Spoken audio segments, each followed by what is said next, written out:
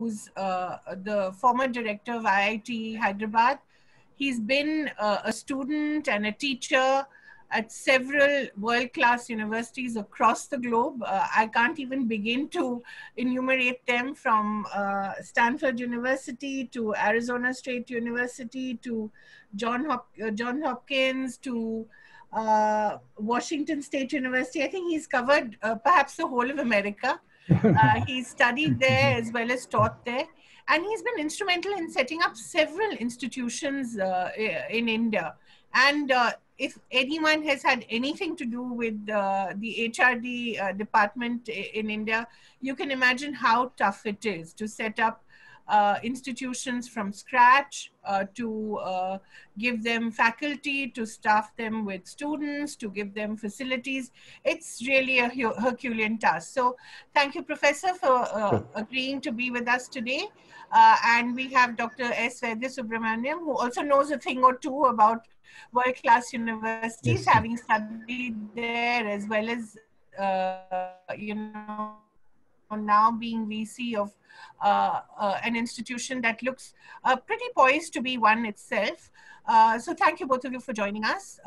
Professor Desai, I'd like to put a couple of questions to you first. Really, when we talk about enhancing the world research, the research culture in India, you were very particular about the word enhancing when we were discussing the topic. And you said that we should use enhance rather than establish. So you do feel that we have come to we have set some particular standard. It's just that we now need to raise the bar. Talk a little about that.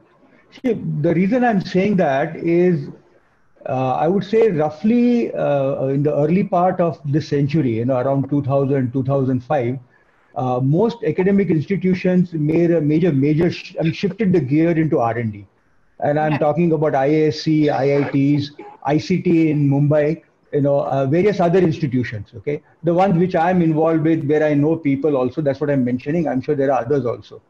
And they did start focusing on research. So if you look at it, the number of PhDs we graduate today is a lot more. Even an institute like IIT Hyderabad, which is a young institute, we have about 850 PhD students.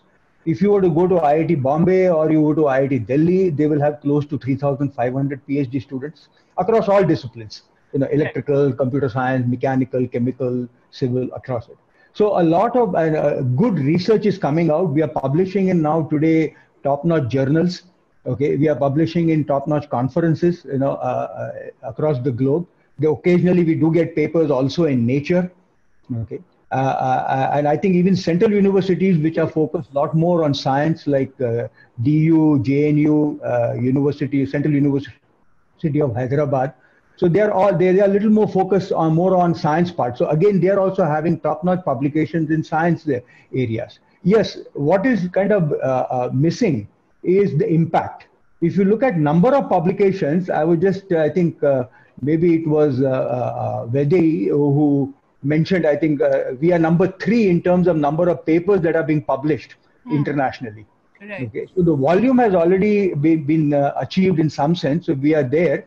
Of course, US is far, far ahead than us in terms of our country. If you look at whole of Europe, they may still be far ahead. What we need to now create are impacting publications. Publications where people look up, they cite a publication. So citations also is pretty good. But that is simply referring, saying that, okay, you also have done this kind of work. But something they look up and say, aha, this is the work I'm going to follow. And this is the work that I'm going to take it to the next level, like what we are doing. So that's the reason I'm saying I'm enhancing it. Because, every time in India, when we start, we always believe we are starting from ground zero. I mean, we have been around for a long time. I think we should not always kind of think of it that we are a new kid off the block. We are there. People do recognize us. Our researchers are valued across the globe. Okay, so unless we are doing something right, why would they value our researchers across the globe? Therefore, I use the word enhance rather than using it saying that establish. Establish is something like we established great institutes in the late 50s, early 60s, and then there was a surge later on.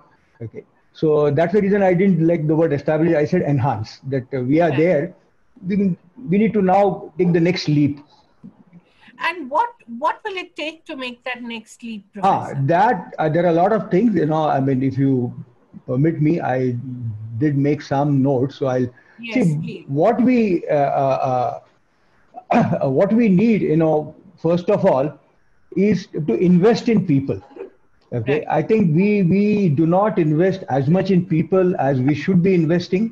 Okay, so that is one of the first things that we need to do. And invest in people also means that we have to hunt for good researchers. See, the Indian context, typically it is that I put out an advertisement for various reasons, and then I wait for applications. I sort through those applications, and then I look at the top ones. I have a good filter interview process, seminar Right. process. They come and spend time, and I select them. But if you look at particularly US, where I was there, they would actually, to use for want of a better word, they would hunt for good people. So if they know someone is good, they will go after that person. Right. Okay. Occasionally, we have done in that in the IIT system. When we know that someone is good, we keep tracking him. So quite often, what happens in the US, while you're about to finish your PhD, recognize that hey, this guy is a star, potential star. Institutes will be after him and start tracking him as to where he is going, what is he doing, what she is doing, etc. I mean, if you look at how Stanford was built, one of the world-class universities in the that I would say among the tops in the 50s, early 50s, Stanford was not that great name to recognize. But Right. in the late 50s and early 60s, they really went and got some top-notch people who built Stanford. Okay. Right. And I know of cases where there was one professor, a young person hired by Caltech. He was shifting to Berkeley, and I think it was Professor Terman, the dean there. He just essentially kind of told him, okay, what is it that you want? I just want you to join Stanford. Right. Now, that's what I mean by saying investing in people. It is not simple, that there are many parameters, but this is the key thing that you really, and it's a very hard, long drawn out process because you make 10 attempts, maybe you're successful 2 times, given that we have Isn't so that, many great, yeah, sorry. Huh. isn't that also how the Chinese built their system, Professor? Chinese has a little bit different approach. Yes, they have. So I'm not saying that you give huge chunks of money. That's not necessarily Right. keen. Okay. So what I would say is that you get good people and then you support them with funds to set up great labs. Right. That is, you need research equipment. If you look at it in India, our research equipment are still not on par with even the top 20. If you look at the 20th university in the US, they would have a far more sophisticated nanotechnology, nanoelectronics lab than institutions in India. Right. So what I mean is that that requires money. That is where the main money has to go. I think many who come back are not necessarily looking for some massive salaries. That Right. is never the great motivation for people. I mean, I came back after 13 years in the US. So that was not the Right. motivation. But you need the research equipment, you need the research support. Okay. Right. So I think those things are kind of very, very important. And the third thing I would say, which there are various parameters, you need to empower the faculty. Right. What I mean by empowering is you don't have to kind of micromanage every time. How many papers have you published in the last 3 months? Research is a long, drawn-out process. And as that famous statement, I think by Edison, you try 100 times, 99 times you fail, once you succeed, right? But then 99 times you know what not to do after those failures. Now in India, we do not, we have a very stigmatic kind of approach to failure. Yeah. That if you fail, that means you have done something wrong and you are not good. You don't need to be kind of supported further, rather than looking upon it as that failure is an act of learning. Right. And I have done something, I worked hard. I mean, I did it fine, it didn't work. And great things don't happen overnight, I mean, they take it's a long haul process. Okay. I can say more on this as I go along. So please go ahead and ask me the questions, No, but that's quite fascinating because I think in India also the universities have developed this nanny state approach. You're constantly constant surveillance on the staff, which I think after a certain point is a cause for great concern for independent-minded teachers and researchers. They don't want to be held accountable for every single move of theirs. And, this constant seeking of permission to go abroad, to present papers. So we tend to go to the other extreme when it comes to, number crunching, rather than, looking at the quality of work. We're so bothered about is this person present? Is this person done X number of hours? And so how does one balance that, Professor? That seems to We be have to, the most I think difficult problem. there has to be a cultural mindset and a cultural change in our mindset, that if we have Right. to do research, Yeah. and I think, you have to give the freedom to the faculty. You have to Yes. let him be. And as you correctly said, for everything, small thing, he does not have to have approvals. And he has Right. to have the empowerment for doing certain things that he wants to do. We have come a long way, by the way. So I don't want to kind of just keep on criticizing compared to how things were probably in the 80s and maybe even the 90s. Okay, in 2000, there is a lot more freedom. At least the Right. freedom for domestic travel is a lot more right now. You don't need too many approvals and all. If you have project fundings, you do. Yes, international travel, there are still certain restrictions that we have to observe. Okay, Right. but I think that has to open up because we are in a global world. Yeah. And when you talk about research, it is not simply sitting in your lab, like the old movies that we see and the guy is tweaking and mixing Yeah. things. You have to collaborate, interact, debate. You have to kind of rub shoulders with the big guns, sometimes bounce off your ideas at other people. Okay, so that synergy and that interaction is very, very vital. It is not just one person or his students or her students sitting in a lab and then suddenly, eureka. That doesn't happen. Yeah. So I And would, go ahead. Sure. sorry, that brings me to my next question, Professor. The linkage with industry, Yes. that is the Yeah. biggest issue. Yeah. Because the moment you're self-financing, you're self-sustaining, you are able to actually put in more into your research, you're able to become independent, you're able to enter the market. How many of our universities really have that linkage with industry? I think it is beginning in the last, I would say again, about 15, 20 years, the linkages have increased, but not to that extent.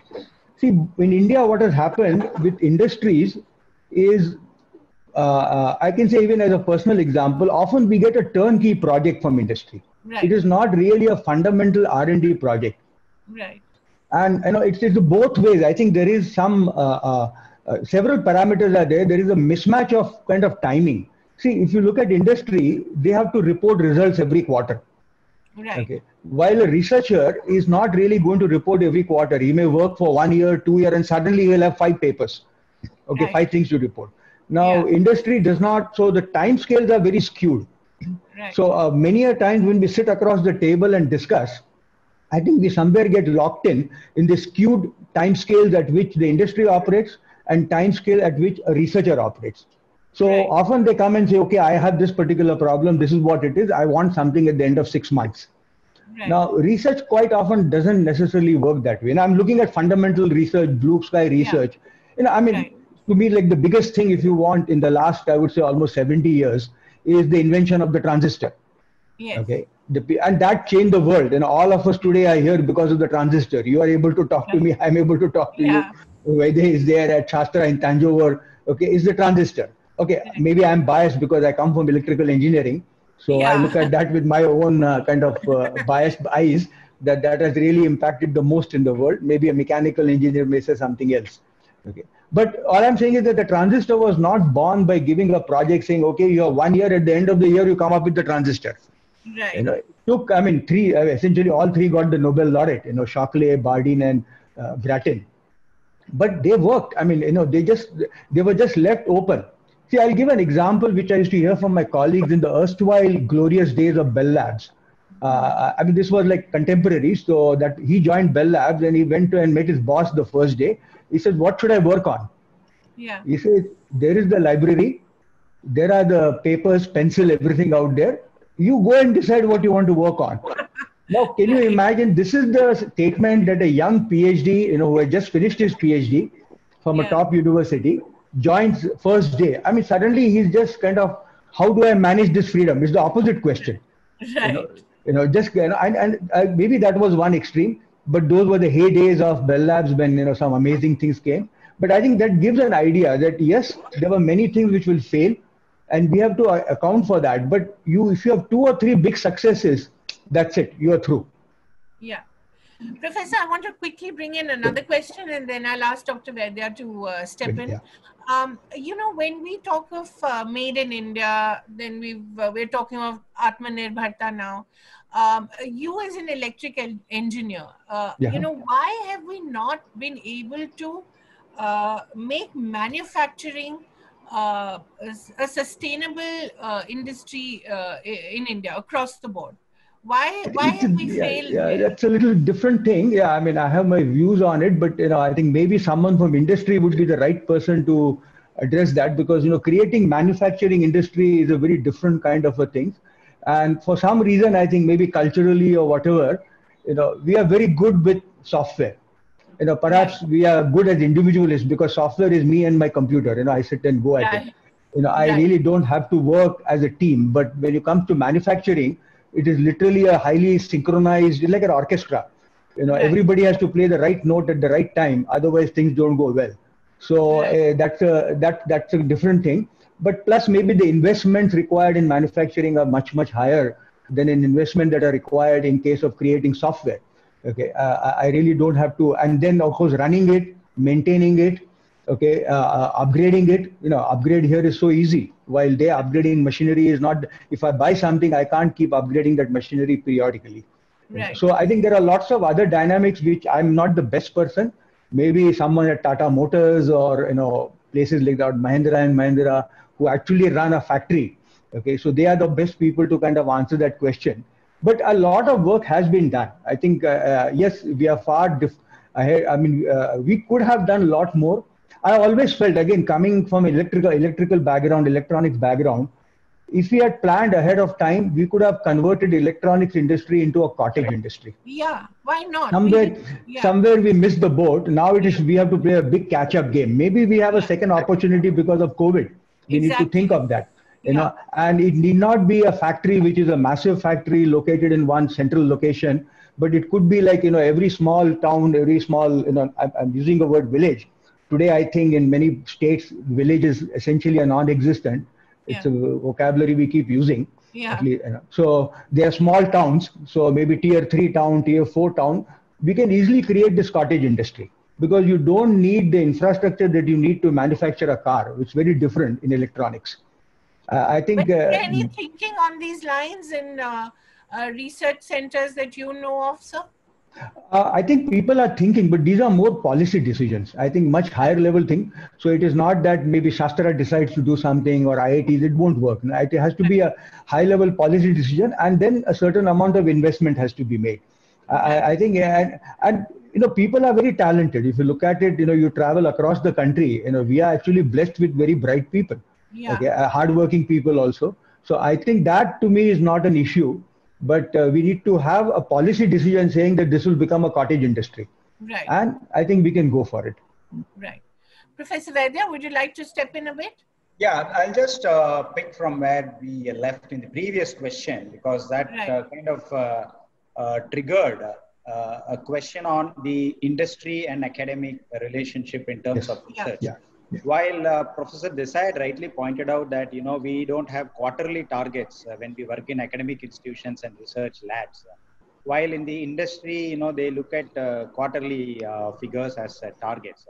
So for academics like us, the net present value of the work that we do is the future benefits that we get over a longer period of time. While in the industry, the gestation period, is not as we see in the academic world. But there is always this one criticism that as a percentage of GDP, academic institutions, the amount of money that goes for research is very less. But on the other side, also the corporates also as a percentage of the revenue, the amount that they invest in research is also equally low on a comparable standards. Yeah. So how do corporate labs and profit-making enterprises, how do we build excellence there, so that excellence in academic institutions and excellence in industry both can synergize well? Because it's not just academic institutions building excellence, industry also has to be mindful of excellence, and especially all this Atmanirbhar, indigenous excellence in our Indian industry is equally important. So how do corporates build that? No, I completely agree with you. I think corporates should do that. Somehow, Indian industries do not build laboratories. You know, because somehow this, you know, if you look at, of course, earlier you had Bell Labs, which was one of the most, I mean, if you look at it today, I mean, I keep kind of on a lighter vein say there's no human being on earth who doesn't carry a part of Bell Labs on him or her. You know, either everybody who carries a cell phone has Bell Labs in it. You know, if you wear a watch, you have. Sorry. In what sense, Professor? See, because there are some technology. If I have a watch, in an electronic watch, there is some technology which came from Bell Labs. Okay. Your FM radio came from Bell Labs. Okay. You know, your fast Fourier transform came from Bell Labs. Okay, right. Your transistor came from Bell Labs. You know, your C programming based on which all the things, you know, are written. Whatever languages that came later on came from Bell Labs. Okay. Unix, from which Linux is there, then or iOS, Android, everything. The root of that is Unix, which came from Bell Labs. Right. Okay, so that's what I mean by saying that, you know, if you have any slightest bit of technology on your body, which today we all do, you know, you can't walk around without technology. So, but I think those were the heydays. I think they need to invest and see long-term returns on it. I think that somehow, I know for whatever I have discussions with certain industries, they do invest, but it's a little different kind of investment. Like you have Microsoft, there is MSR. You know, you must be aware of Microsoft Research. Yeah. Okay, we have a lab in Bangalore. They have a big one in Redmond. Okay, and there, if you look at it, you know, when you talk to some of the researchers there, he says, what is their mandate? To publish, you know, in the best possible conferences and journals in the world. So they are saying, you know, if there's a #1 conference, if you're doing AI work, we want you to publish in NeurIPS, you know, neural information processing, things like that. So they are investing in that. I think IBM had the IBM Watson Lab. You know, Watson Lab has done great work. So many US industries set up these labs, kept them a little bit like an arm's length relationship. So they were not necessarily linked with a product division. Okay, HP also in the early days had that. HP Lab was separate. Okay, yeah, if you have something, go talk to product guys, that's a separate issue. So I think our industries, as you said, the ones which are making a profit, should actually set up labs and keep those labs at arm's length, in the sense that they are not there in the PL sheet. The profit and loss things, okay, or the balance sheet, the lab part is not there, maybe from CSR funds or whatever funds are there, and create these entities. A, the research will help them. B, it will give an avenue for our graduates to go and work in top-notch research places. Exactly. If not in all areas, in certain areas where the investments are not very heavy, like Microsoft, I think, you know, the investments are not heavy, essentially computers. Okay. So IBM Watson, of course, invests in very complex and fancy equipment. They're building a quantum computer. Okay. So you can see the kind of investment they have to make in building a quantum computer. Okay. So that's a different ballgame altogether. But even this sort of thing, I think they can come. They can also do it in partnership. See, now we have set up research parks. Right. IIT Madras has the biggest research park. Now all IITs have research park. Government has given money and they have started research park. You know, IIT Hyderabad has it, Bombay, etc. Now, so they don't have to invest in land, because this is a very nominal rent which is being charged out there. Land is available. They have shoulders to rub with professors who are already there in the academic institutions. Top-notch students are next door, literally there. Why not really invest and set up cutting-edge research labs in the research parks in the country? And you pick any zone, because today across the country, I think, I forget the number, there are some 15 research parks which have been kind of set up now, roughly. You know, all the IITs have it, IISc has it. Maybe the third generation IITs don't have it, but the second generation and I think not all second generation, many of the second generation and all the first generations have it. But since you said that almost all the older IITs have research parks, and some of the progressive institutions like Shastra also, we have TBIs. So we have enough research parks, technology business incubators and all of that. And by absolute numbers, we have created capacity. So that is outlay that has been actually provisioned, and we have created capacity. So where are we lacking in terms of outcome? Because there is adequate outlay and outcome is. So I think industry has to come forward. I think Madras has done much better. Aren't research parks where industry has significant presence already? No, not already. It is not there. And now it has slowed down because of COVID. So those who had plans also, they are kind of on hold. You know, I mean, this has impacted industry quite heavily. Okay. So I think they are currently on hold. I mean, they will come back. Madras probably has the biggest presence because Madras had a big head start. IIT Madras, they started very early, and later on others kind of came into the picture based on the success that they had.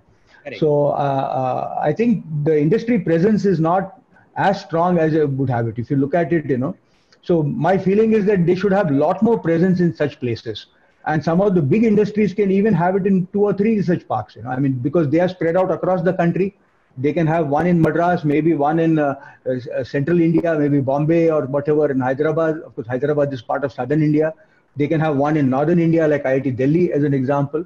Okay, I'm just naming some institutes. No bias out here in that sense. I mean, I have been a product of IIT system. I have spent lifetime in it. So to me, all IITs are dear to me. Okay, IAC is there. So I think they can have multiple centers also. It doesn't cost that much. Okay, and I think, see, one thing also one should keep in mind, you can't look at short-term goals. Right. Yeah. It has to be long-term. Again, one should read about Bell Labs. I keep going back to it. They used to say that, basically, he says a lot of ideas came during lunch. So a person, electrical engineering, would go sit with the guys in physics or chemistry, and suddenly something will happen, and things will come up with it.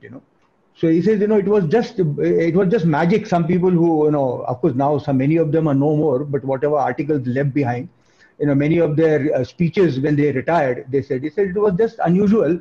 It's a whole unusual bunch of people kind of put together, and somehow they synergized to come up with some unbelievable inventions. And I think that can happen in India, but we need to not, as you were saying earlier, not have the nanny approach, that is not necessarily look at it, okay, every month we will have a review, every 3 months there will be a review. Right. Okay, of course, some people will misuse. Yeah. No doubt about it. But if you look at, I always believe in this bell-shaped curve. Yeah. What you call, that is, whichever organization you take, you will have a few guys on the left side who will be dead wood. And who will be either misusing it, not doing anything. There'll be few exceptional guys on the right side and few in the middle. What we need to worry about is not to make the dead guys do something better. I think forget it. Take the median and see if you move forward. So my approach generally has been, if someone is good, how can I make him better? I don't worry too much. This sounds a little, maybe not very popular. Someone who's terrible, I said, forget it, man. I'm not going to spend time on you. I look at the potential, right? I mean, the guy has the potential. I'll work with him and say that, hey, I want you to be better. And even if you go to great institutions in the world, there will always be some deadwood. The best that you can do, whatever you do, you cannot avoid that. Unfortunately, in India, many times in management, our focus tends to be those few guys who are misusing it or who are kind of, taking you for a ride. When I was a director, people would point out, I said, look, my ego is not hurt. Let him make a fool out of me. It's okay. And what is it costing me? Small sum. But I would rather have you who's serious, who's coming here day and night. Yeah. What do you want? How can you do more? How can you do better? So if we change our perspective, I think excellence will come. So our perspective should move towards the excellence part and not focus on the guys who are, fine, it hurts my ego that they're cheating me. Okay, let him do that, So big deal, Professor, I've been cheated. Professor, that's a wonderful approach of managing people, but unfortunately, it's very rare. You don't have leaders such as this. Our leaders tend to be more into regulation, more into rules, and kind of sticking to them. Yeah. The question I wanted to ask you, Professor, is that do you see any institution in India or in the rest of the world, which really should be the role model in terms of as you said, the Bell Labs of today? Would there be any such institution? I would say, American universities, whatever said and done, everybody has an opinion. I think they are, in terms of academics, they are top notch. Right. Each one is fairly independent. I mean, a professor has a lot of freedom. So I would say one should look at certainly the top American institutes. I don't go by these rankings which come up. I mean, that is, I have a very strong opinion on that. Sometimes, in fact, it hurts us. So, I mean, though one participates in NIRF, but I would say that it is actually hurting us now, this whole ranking. Why do you say that? Why do you say that? I think, because people are now modulating their activity based on the parameters of ranking. So if somebody else outside has defined now what is, 10 marks for, say, foreign students, 10 marks for this, 10 marks for that. So I now start increasing those things so that I can go from 6 marks to 7 marks. So I will get a better rank. Now, I mean, this is not how academia should work. Sorry to interrupt. Yesterday in another webinar, I said ranking is now becoming a pranking exercise where people You're right. I completely agree with you. And it is taking away from our primary objectives. Institutions and universities are places they are like thought leaders. You should come up with new thought. whichever way, positive, negative, that we can debate. If they're good thought, people will accept; bad thought, they will be rejected. But this is a place where you don't get much salary, but you have the freedom to think, to think something new. Because many other, if I'm in the corporate world, I'm answerable every quarter. And here I'm free to think. And this is where R&D takes place, that I have this freedom to think. Of course, I am perhaps in the minority. Many people feel that we should have ROIs and things like that looked into, etc., etc. But that's so I think we need to create these islands. And if you look at US has done that. You go to Stanford, you go to Berkeley, you go to Urbana. I'm not just saying the MITs, Urbana, Purdue, Michigan, some of these guys. They've done great work. Great research comes out, and by and large, they have a lot of flexibility, freedom to work. See, if you go to most universities in India, I mean, I don't know about Shastra. Suppose somebody wants to enter the lab at 1 a.m. in the morning. Yeah. Oh my God. Now, I mean, I'm quite proud of the IIT system. As a student of IIT Kanpur, this is way back in the 70s. I had a key to the lab. My professor, he's no more. He just gave me, he says, Uday, whenever you want to come, here is another copy. I don't know whether he told the admin or anything. He just gave me a copy of the key. And I could walk into a microwave lab at 2 a.m. in the morning. Wow. Okay. So, I mean, this is the kind of freedom you need, that suddenly you get an idea, you want to go try it out. Hey, exactly. I don't need to fill out 3 forms, to get access the lab at an odd hour. Because research is not a 9-to-5 activity. It can happen anytime. Right. So I think access also to the infrastructure, not just building it, and the infrastructure shouldn't be like temples. One should read Feynman's book on Surely You Must Be Joking. He says he used to visit various universities, so he says some of the top-notch places were spick and span, everything well organized, everything in the cupboard. He says, I know nothing is happening out here. When he went to a place where everything was in shambles, wires all over the place, he says, I know this, people are working out here. So this is a good place, So I think we need that access where let the kids be there. I mean, I did the same thing. I had, when I was running Span Lab in IIT Bombay, I had students, who had sleeping bags in there. I could see the sleeping bags I knew out there. So occasionally I will leave a note, please have some overlap with my timing also, so we can chat with each other. So this guy would come after dinner and he would leave early in the morning for breakfast and leave a note. I've done this. This is a report. Okay. I've gone for breakfast. I'll see you. Hopefully I'll see you at night. But I think I got a lot of good work, but we were unable to kind of, convert it into a product. So I used to end up. In fact, Professor, that's the, sorry, just one quick question, then of course, please take over. That's a kind of revolutionary approach you need, don't you? Otherwise, it's not revolutionary. If you go to an average US university, this is to happen. I don't know exactly how things are now. I've been out of the system. I was there from 74 to 87. I had a key to everything. In fact, there they had a key system where, everybody had a certain hierarchy. I could open so many things as a student, PhD student, I could open so many things, so I didn't have to take any approval or sign a ledger if I wanted to enter my office at 2 a.m. in the morning. Right. I just opened the door. The same key would open my office and the building door. I walked in. That's it. Okay. So I think it's not revolutionary. It just looks revolutionary in India because we are scared of doing it. We think people will misuse. Yeah. Yes, there will be some guys who will misuse, no doubt about that. But see, it's like, I was talking to a very big person at TCS. Right. So he says that we plan for attrition. Right. Certain amount of attrition is bound to take place. Now, you cannot say that I'm hiring person, I have to make sure they'll never leave. Right. Obviously, somebody is going to leave. So same thing, if I'm designing, if I'm having it, I should have a budget saying that some things are going to be misused and I'll have to replace that, which is part and parcel of it, which is okay. In fact, that brings me to another point, which I've become a big fan. I keep talking about it. To really do R&D, what we need to create a culture in India is what I call a breaker lab. Okay. See, none of us break things and learn. If you go to Japan, I learned this from Japan. We at IIT Hyderabad, we used to interact with Japan. They would actually buy a brand new washing machine and ask first-year students in the college to break it open. Oh, really? Why? Yes. No, because you learn by breaking it. Okay. See, in India, we think breaking is a bad thing. Right. See, how many of us have broken a USB stick? There are so many we have thrown away. What is inside it? How many of us have taken a hard disk and taken it apart? None. Right. Because we are scared. No, you can't do that. You can't break. If you break in India, you get a whack on your knuckles. Okay? But this should be the opposite. I think, see, the inherent thing in a child is to break things. That is his inherent nature. If you go to, so that's why I've been a big advocate now that in schools and colleges have a breaker lab. Then you have a maker lab. Let people break things and see what is, like, how many of us have broken this LCD screen? You know, what is this LCD thing inside? Liquid crystal display. Liquid hai kya? Usme kya hai? You know? I mean, what are the crystals out there? They're like crystals, snow crystals. What is happening there? Right. At least break it open. You don't understand. Okay, then you go and find out. So I think breaking is as much as important, perhaps more important today in my book than making. Of course, it took me a long time to realize this particular part. Okay, Right. but wherever I go, I advocate this. Break, you know, kids should be, so you should have a school, in a school, for example, Yeah. or in even a college, place where you get all the junk stuff. You know, that is all used, kabadi wala hai na, really kabadi kind of a thing. And tell them now go break everything. And the only price you have to pay is label things as to the function of each item.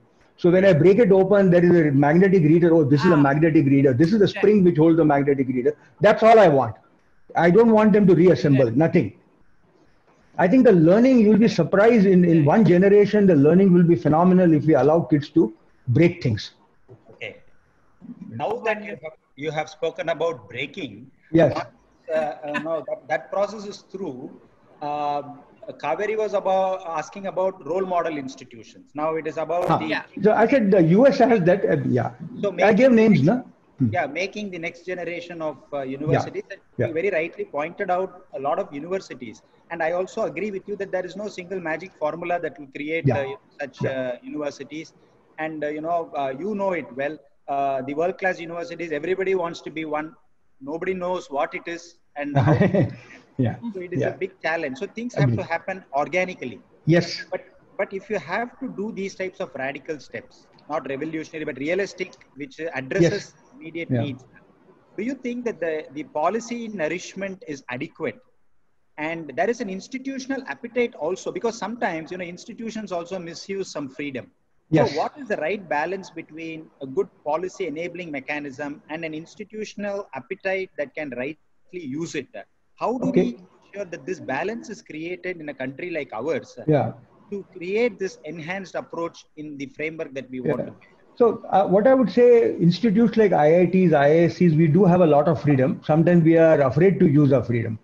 Okay, so academically, at least I would say, I would not say, you know, we have pretty much the same freedom that an American university has, maybe more so. So I do, private universities have a different structure, but I think deemed to be universities like yours, you know, Shastra, and there you have a lot of freedom to do the things that you want to do. Yes. Okay. So in that sense, the academic freedom is there. I think it is for us to now make the most of it. There is no problem with that particular part of it. Balance, you know, I think one need not worry about a balance. You know, an imbalance in a world is not a balanced world. It's an imbalanced world. We are seeking balance out here. Why? You know, let it be imbalanced. Let people be. Let people do things. Okay, that's my whole philosophy out here in some sense. You know, and also second thing I would like to add here is, yes, we have role models, but sometimes role models also can be an hindrance because it fixes your thinking. If you look at Stanford went very differently than MIT. You know, they said that we are going to create entrepreneurs. MIT has, but if you look at in terms of numbers, the entrepreneurs that came out of Stanford is phenomenal compared to MIT. And I think, I mean, this is my opinion, the first dean, one of the early deans, Fred Terman, is the one who really set up what today we call as Silicon Valley. So he recruited great faculty. He convinced people like Hewlett and Packard to start a company and gave all the flexibility, all the freedom without worrying about, whether I will get 5% or 2% or 7%. He didn't bother. He said, you guys do it. I just want you are my students. I want you to be successful and set up a terrific big company. And the rest is history, as they would say. So I think also what we need to think is out of the box. And I cannot replicate a Stanford. It's going to be very, very difficult. Correct. It happened, you know, in a time which was very different. People were different. The region was different. Everything is there. Even if you look at US, after Stanford, how many Stanfords have come up? None.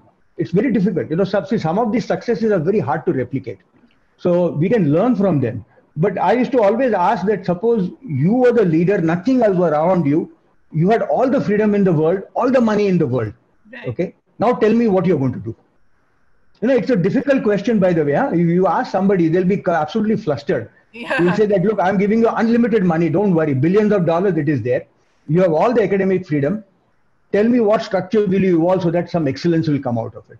It's a hard exercise because we are so constrained all the time to think within boundaries Correct. So I think we need to think, and think differently. See, the trick is, if you want to beat a champion, you have to change the rules of the game. Right. I give an example of Sri Lanka when they won the Cricket World Cup. Right. See, those days, the last 10 overs were the slog overs. You had Sanat Jayasuriya and I forget, Kuluvartane. I hope I'm... Ramesh Kaluvitharana. Kaluvitharana. They made first 10 overs as the slog overs, if you recall. And they changed the rules of the game, and people were flustered. What is going on with this team? They went on and won the World Cup, right? If they had played by the book, Australia might still have beaten them, But so you need to also change the rules of the game.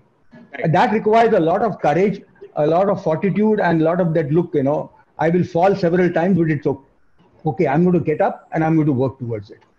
So it's not easy. It's easily said. The way I'm saying it is very easy for me to say it. But to play the game by completely changing the rules, you know that likelihood is that you may lose, because not all rule changes will lead to a victory. You are asking me something, Vaidya. Yeah. So if you look at your personal journey from established institutions, then IITs of the older IITs, and then you had the independence to build IIT Hyderabad and also mentor some of the new IITs. So what was your learning experience bringing these best practices in building an IIT Hyderabad and other institutions that you have mentored? What was the vision you had in mind in building these institutions? Because actually, if you ask me, it was modern. Twofold, basically 3 points which I mentioned in the beginning. One is to hire the best possible faculty. Were you able to do that? Yes, I think at IIT Hyderabad I do that. In fact, I'm very proud of the faculty that I have hired out here. They have done very good. So if you look at it, IIT Hyderabad is in the top 10 NIRF in the last, since NIRF started in 5 years. By and large, we have maintained that. So, and credit goes to faculty. The only credit I did was hiring them. Let's put it that way. All the work was done. Then you give them the freedom. That is empower them.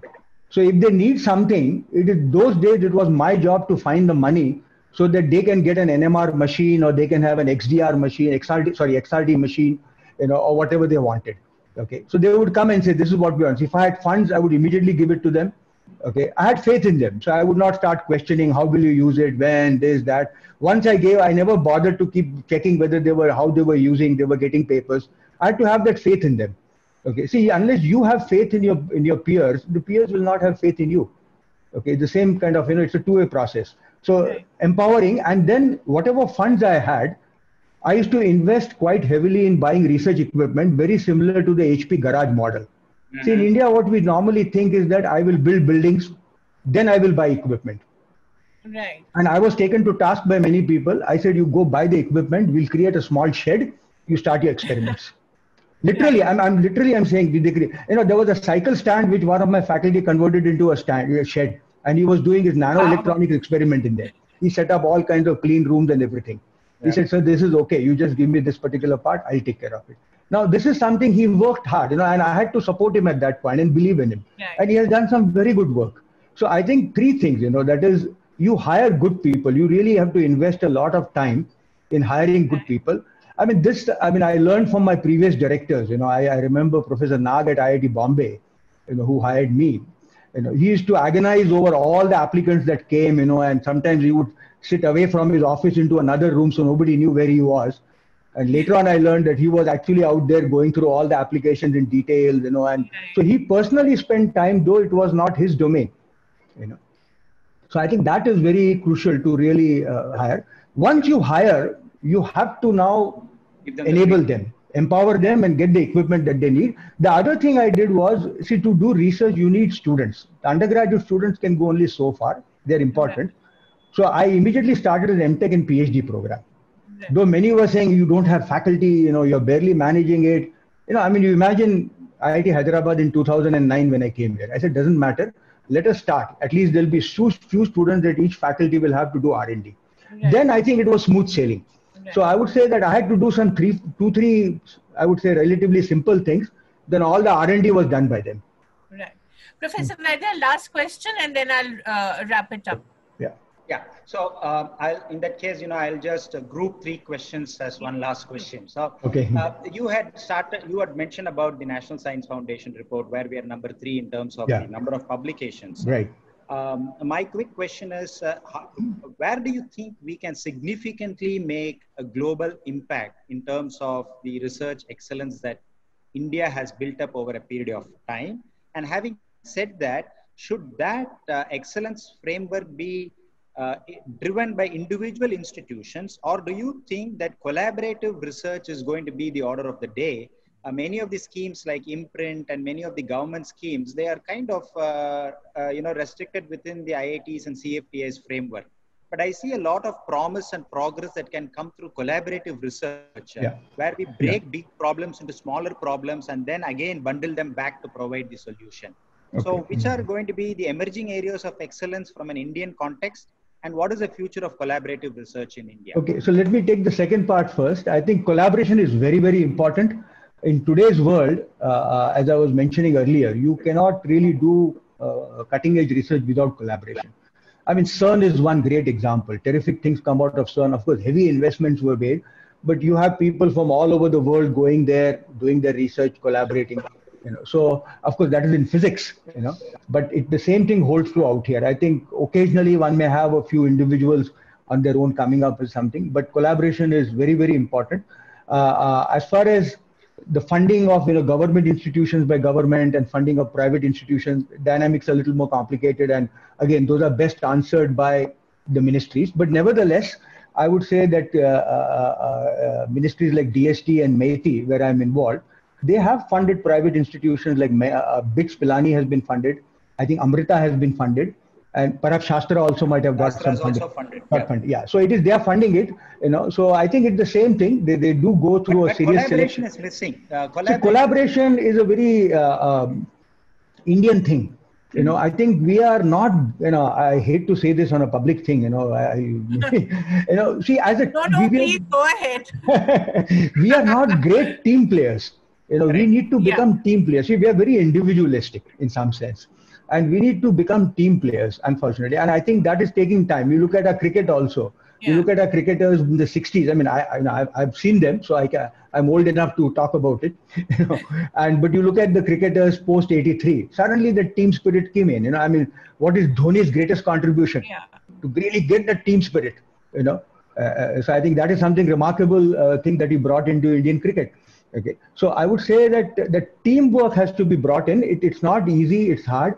We are very individualistic. That look, I know well. See, another thing in the team is appreciation for other people's work. Yeah. I used to really, in the last few years, if you look at any PhD thesis, we rarely cite papers which have been done by our colleagues in other institutions in India. Yeah. But we will cite some obscure institution in the US or Europe. Okay. Out there. Yes. Now, and I used to refuse to sign. Couple of times I told at big institutions that, look, unless you give me 5 references of similar work done in India, I'm not signing your thesis. I said, this is 2010 or whatever, early 2000. I said, yes, in 1980s you could have said that, but in 2000 you can't tell me that. Finally, he found out. And I gave examples. Look, your next door neighbor is doing that. Some good university, I can't name anything out here, maybe 100 kilometers away. So I think we need to also be appreciative of our colleagues. If you look at presentations in India, how often do we put names of people? Right. You look at an American presentation, the Stanford fellow will put MIT, Berkeley, Urbana, Michigan, Austin, Purdue, etc., etc. So I think we need to be appreciative of our colleagues, the great work which is being done by our colleagues, and be happy about it. That, hey, I have a friend, I have a colleague who is doing fantastic work. And osmosis, I will also do good work by rubbing shoulders with him. That is one part. So collaboration, I think, is a must. We need to work on it. It's going to take some time. Maybe it will take another 10, 15 years before we develop this. More and more collaborative projects have to be there. In fact, I've worked on several collaborative projects. Good things have come out. Maybe great things didn't come out. Of course, we started with great things. Currently, we are working on collaborative project. I'll give you, a lot of nice things are coming out, and hopefully some breakthrough. It's on precision agriculture. IIT Hyderabad, University of Tokyo, IIT Bombay, IIIT Hyderabad, and Telangana State Agricultural University. Because we are working on agriculture. So idea is that, what do I know about agriculture? So they have the field, they do everything. So there are 5 of us have come together, and I can see some really interesting things coming out at the end of 5 years. It's a 5-year project funded by DST. And I'm glad that we have support from Tokyo. Another thing we need to keep in mind, one more point I'll make and I'll close. I think Kaveri is, okay. See, one thing we do in I'm India, the timekeeper. we need to develop a leadership mindset. See, our mindset in research is what? We read papers which are published by, say, MIT, Stanford, Berkeley, the leading universities. I'm using those words metaphorically, so nobody should say that I'm biased towards them. Okay. Right. I mean, I'm a graduate of Hopkins, so I should say Hopkins, perhaps, But so I said, then what we see, we find gaps in it. Aha, this is what they missed out. We fill those gaps. Right. But then you're always a follower because you're filling gaps. Yeah. A leader is someone who defines a problem and publishes the first paper in that particular domain. Then everybody has to refer to that paper. Right. Now, the leading universities in the US do that because they have a leader. Because I used to ask my faculty, think of yourself as a professor at MIT. Are you going to do a literature survey? You will say, man, I will do something which will become literature. Right? That's the confidence that fellow sitting in a chair at MIT has or Stanford has. We have to develop that confidence. I said, you should think that I'm the leader. What I do, that will define the literature. Yeah. It will take a little while, but we really need to cultivate this mindset in our youngsters rather than giving them algorithm for research. There are no algorithms. Research is a very non-linear problem, very non-linear process. It does not go a step A, B, C, D, E. That works in a lab experiment in college or school. It doesn't work in research. It's like, you go back and forth, and sometimes you start with something, with some problem, and you'll end up discovering something else. Right. Okay. So we need to give that freedom and flexibility and keep that in mind. Okay, I'll stop here. Kaveri, in fact, the headlines must be that we Professor, a leader No. Sorry, go ahead. I said the headlines. Professor, one last question though. Sure, please go ahead. I'm happy. I'm a professor. I love to answer questions. Yeah. In the last 10 years, would you be able to tell us one great idea that has come out of India, which is truly radical? I think it would be difficult to say one radical idea which has come out. I think some year back, there was this Professor Maninder Agarwal at IIT Kanpur. He came up with this prime factor algorithm. I think that was, this was a long-standing problem. That's another thing in research you can do, particularly in computer science. You have these long-standing problems. You crack one of those problems and then you make a name. I think that was a big breakthrough thing that occurred. But this was, I think, now more than 20 years ago, if I'm not mistaken. So, but I think radical may be difficult now. It's possible. Again, my domain is confined to electrical engineering and to some extent computer science, but it may have happened in maybe chemistry or physics or biochemistry. So I should not kind of make a categorical statement yes or no, because the domain of research is very, very large. The agricultural scientists are there. They may crucify me if I say something wrong. So I think one has to ask the domain experts and let each domain expert say yes or no on that matter. But Kaveri, just time for one quick question. So Sure. Professor Desai has also been in healthcare entrepreneurship. Yes. COVID has given a lot of opportunities. At least in the next 10 years, do you see India playing a significant role given the problems of COVID that's at a global scale like this? That healthcare, we have some green shots. I agree with you, but the problem actually is not in terms of R&D and products. I think competing in the market is where the difficulty comes. Each market has some established players, and for you to make an entry is not easy. Right. The ecosystem is very complex out there. Okay, so I can see, like, we have the Center for Healthcare Entrepreneurship, which has been established by a couple of IIT Bombay alum residing in the US. They have funded it. It is based on the Stanford Biodesign program. Very interesting and very good work has come out. But to make an entry, I think the key thing which is missing here in healthcare entrepreneurship, and perhaps in any entrepreneurship, is the art of selling. So we have the art of designing, art of product development, art of creating and everything. But finally, you have to sell, right? As one of the movies says at the end of it, okay, here is a pen. Tell me how you're going to sell it. So I think we have done. I think Vaidya is a management person. Maybe he can look at that, and suggest, like, what is the magic in selling. So if that magic is conveyed to them and taught to them, I think, yes, we can make a big impact. Okay. Thank you very much, both of you. And Professor Desai, I'm not a science student, but I'd love to attend a class taught by you. I think it would be a great privilege. It was a wonderful conversation. Thank you so much. Thank you, Professor Baidyar. Thank you, Professor Desai. Thank you. And I look forward to listening to you again. Thank you so much. I really enjoyed it. Thanks for reaching out to me.